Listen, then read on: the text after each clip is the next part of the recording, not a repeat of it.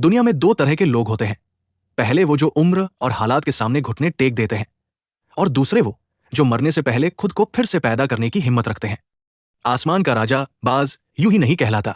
जब उसकी उम्र 40 साल होती है, जब उसकी उड़ान कमजोर पड़ने लगती है और मौत सामने खड़ी होती है, तब वो एक ऐसा फैसला लेता है जिसे सुनकर कमजोर दिल वालों की रूह कांप जाए। ये कहानी पक्षी की नहीं, ये कहानी है खुद को फिर से गढ़ने की।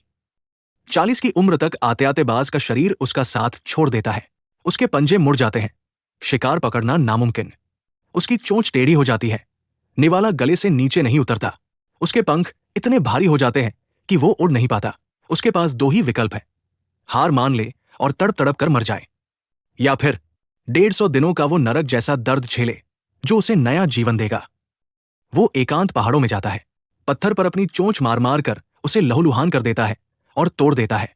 जब नई चोंच आती है तो वो उससे अपने बूढ़े नाखून उखाड़ फेंकता है, और अंत में वो अपने भारी पंखों को शरीर से नोच देता है। 5 महीने का वो सन्नाटा और वो असहनीय दर्द, सिर्फ इसलिए ताकि अगले 30 साल वो फिर से आसमान पर राज कर सके। हम इंसानों के साथ भी यही होता है। हम अक्सर अपनी पुरानी आदतों, बीते हुए कल की कड़वाहट और कंफर्ट जोन के भारी पंखों को धोते रहते हैं। हम बदलना चाहते हैं, लेकिन उस बदलाव के दर्द से डरते हैं। याद रखिएगा, बिना कुछ खोए कुछ भी नया नहीं पाया जा सकता।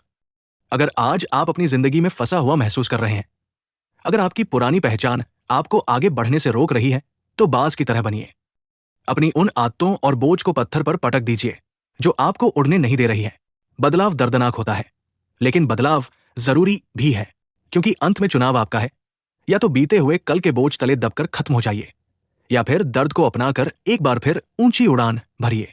फैसला आपका है, आप बाज बनेंगे या सिर्फ एक शिकार।